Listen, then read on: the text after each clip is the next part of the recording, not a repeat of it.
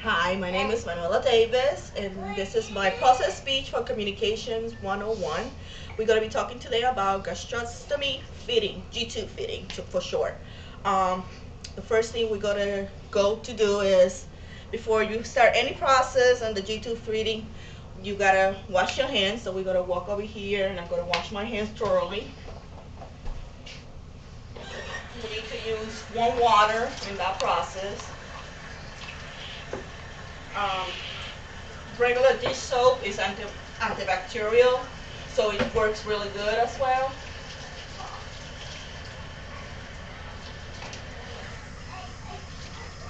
This is something that we're supposed to do for about 2 minutes.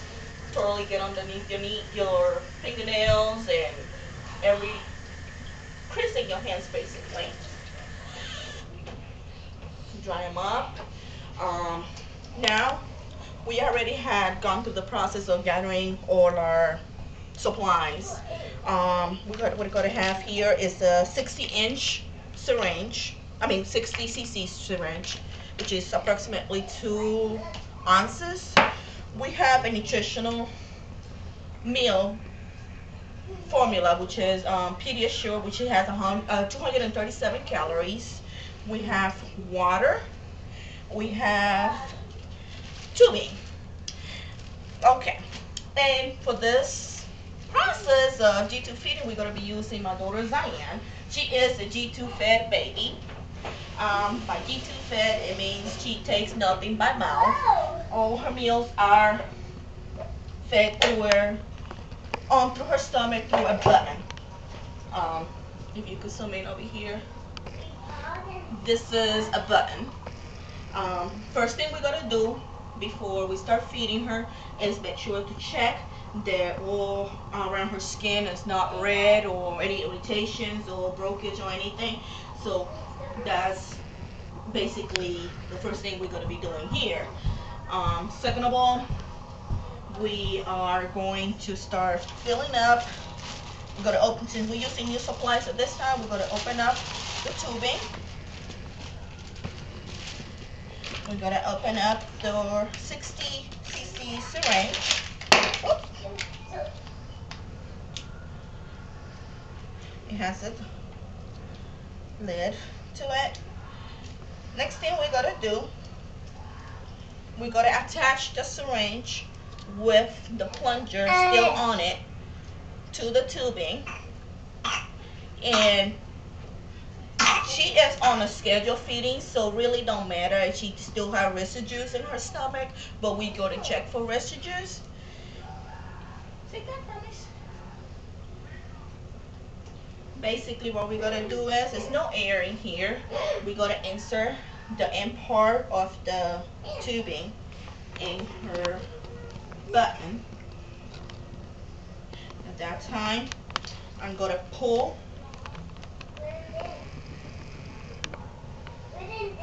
Nothing's coming, just air. So that means she basically has digested all her meal from 3 or 4 hours ago. Okay, I'm going to close that back up. It's very important to keep this closed at all times. And she just found a cereal. See, it's meal time, so she's getting quite anxious about that. Okay, this is what we're going to do here. We're going to clamp the end of the tubing, like so. We got a can of Pediasure.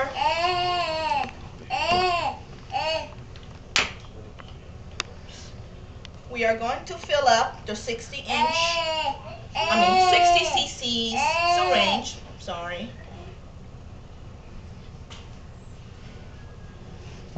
We are going, at this time, we want to get all the air out of the line, because we don't want that air to go into her belly, because all that will create is for her to have a bellyache, and she's getting quite anxious now. So we are going to stop it right now.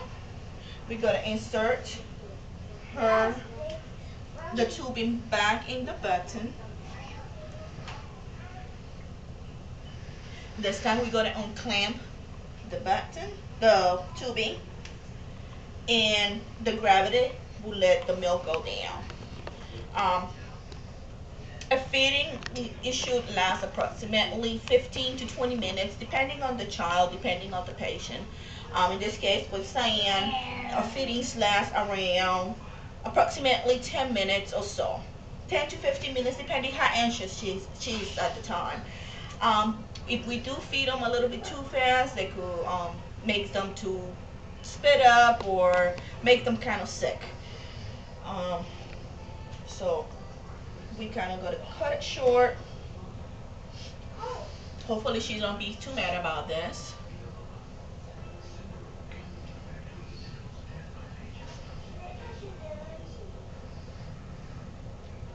This time I'm going to dispose of this milk.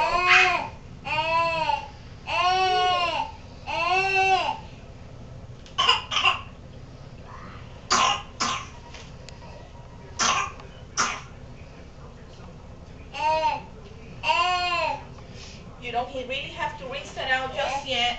If we were just about ending giving her her feeding, all we would do now is be filling up at least 10 cc's of milk, of water.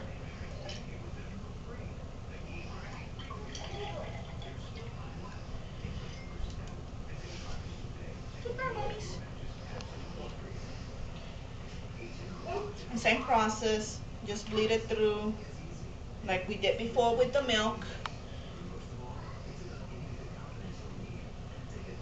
Insert it back in the button.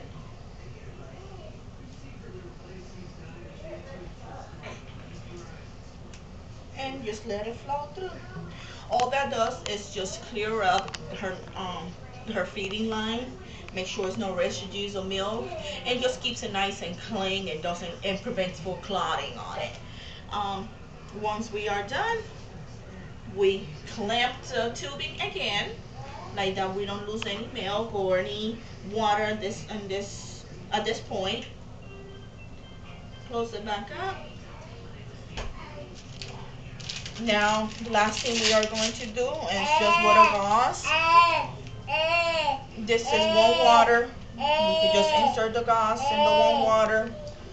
Usually, like I usually just use a container that I could just pour the little bit of water to rinse the tubing in, and use the same water just to wet my gauze.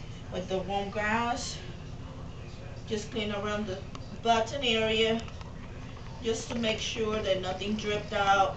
It just prevents rashes and for skin to get irritated.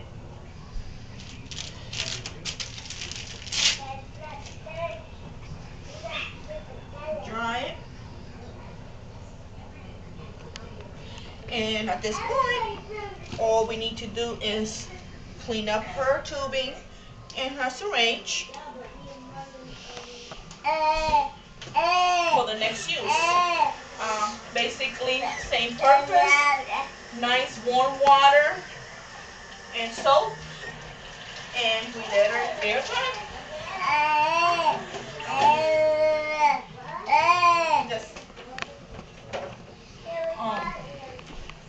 And that is how you do a tube feeding on a baby.